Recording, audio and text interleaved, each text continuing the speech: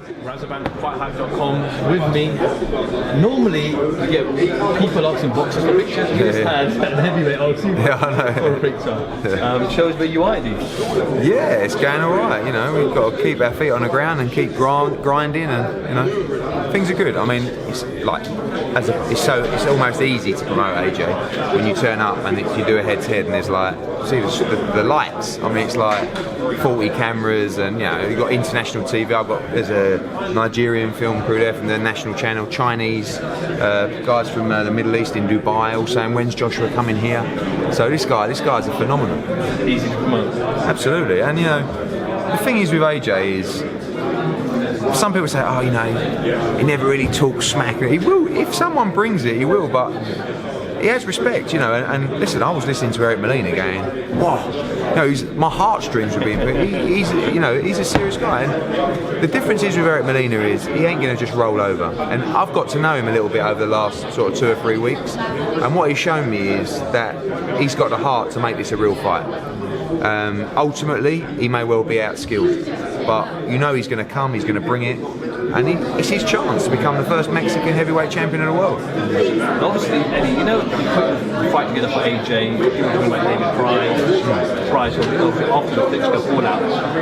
Was it more of a Showtime thing as well? A little bit. It was more that AJ and the team felt that this fight would go longer, this fight may be tougher, this fight was, the Price fight really was kind of like a no-win situation where, yeah, listen, and by the way, Price is a good fighter. Dave Coldwell's a great coach, and Price can punch, but the frailties that he's shown have meant that really, when AJ hits him on the chin, it's all over. And maybe he admits that, and maybe it's the other way around as well. But how do we get anything out of that fight if that happens and everyone says it's a joke? You know, oh, it's a joke, you know, 30 seconds, 1 round, whatever it is. I know you can sell it and say, well, it's exciting because he can punch, but in preparation for a fight, and don't forget, AJ won't have boxed for 6 months. In preparation for a Klitschko fight, I think he wanted to choose someone that had the pedigree against those guys, and the Wilder fight was essentially, although it was a loss, that's really the fight that, and you are right, Showtime preferred Eric Molina as well. They've not really heard of David Price, and they've had Wilder on Molina on the channel in good fights. So. Now, obviously, Andy's opponent in Eric Molina, do you really think that he's going to be the toughest test man to his career? Yeah, I do. I mean, I've seen a Vine going about me talking about the Brazil fight, and you know, people love doing that. Oh, they do. I mean, but listen, it doesn't. Again, as Bob Aaron once said, yesterday I was lying, today I'm telling the truth. So I'm not quite the same mould, but the thing about Brazil is, and we learnt more about him in the fight, very tough, very game.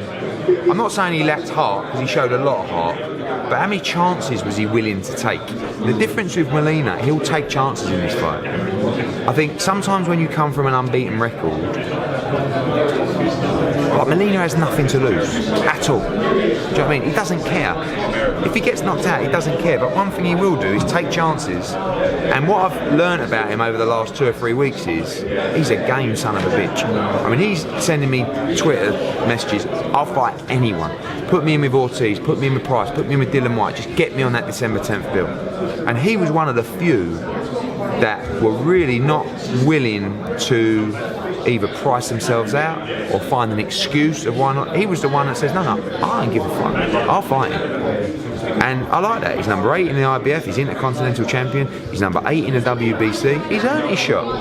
He had a great fight with Wilder, he's come back with 2 wins, and one was a good win away from home.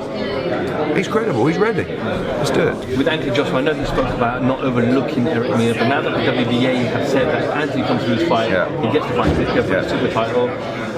Klitschko's going to be the ringside from what you said. Could Andy in any way, shape or form get distracted by that? No, he's not that kind of guy. I mean, like I said, like these last 3 or 4 weeks have been horrible. Like just worst time of your competition? Yeah, probably. But I mean, again, you know, I said the other day that how hard I work and how tough it is, and then people remind me, look, you're not exactly on a building site. But you don't. It's not. You don't. I said to people, you don't just have to be in a manual labour job to work hard and to use your brain and to be away from your kids and up all night. You know, so yeah, it's been rough, but through the other side, we have a good show on December 10th, and we have a chance to do a Klitschko fight with proper preparation. Do you know what I mean? And a proper stadium, and you know, must win on December 10th, and then it's there.